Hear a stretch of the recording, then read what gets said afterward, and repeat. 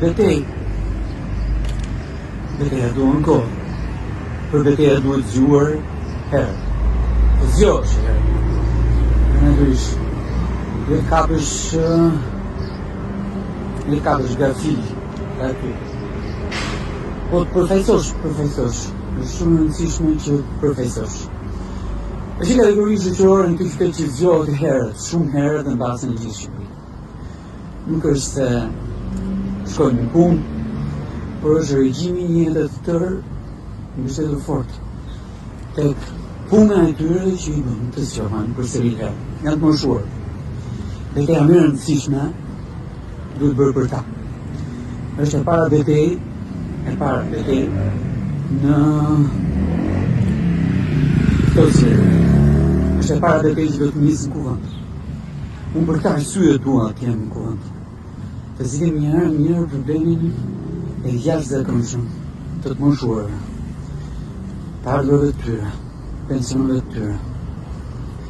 Një çështje që nuk është zgjidhur. Jam mbyllur që tani do të turret një pjesë e madhe, do të thotë partiti që se bëre. Janë gjithë ata që të njohin se kanë në vëmendje çfarë ti ke bërë, çfarë ti ke thënë, për çfarë ti ke luftuar kohë pas kohe, por janë gati të shmojnë se kanë hequr me ministrat e financave që në vitin 2014 e në vijim për të thyer atë konceptin e tyre ngulur thellë këtu, që ekuilibri i buxhetit duhet të frenojë çdo lloj iniciative që përmirëson skemat, që reformon fort skemat. Unë e di që kam hequr pastaj nga 2016, 2017 e tjerë për të mbajtur një nivel të lartë të bonusit për pensionistët dhe natyrisht duke patur përballë ministra financash që në fund të vitit vinin pa përdorur 50, 60, 70 tek ky fundit që lë 430 milion euro pa përdorur.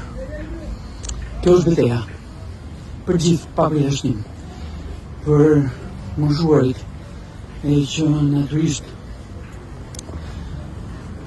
do të jenë qendër vëmendje se do të jenë thelbi i një beteje të bërë në parlament kësaj radhe pa respektuar rregulla.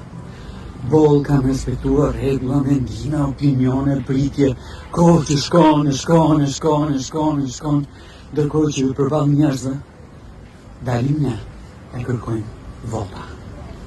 Kjo është betejë që do e bëj për çdo të moshuar të këtij vendi. E natyrisht, edhe për prindërit e mi, që janë ndër ta, që marrin pension 20.000 lekë në muaj.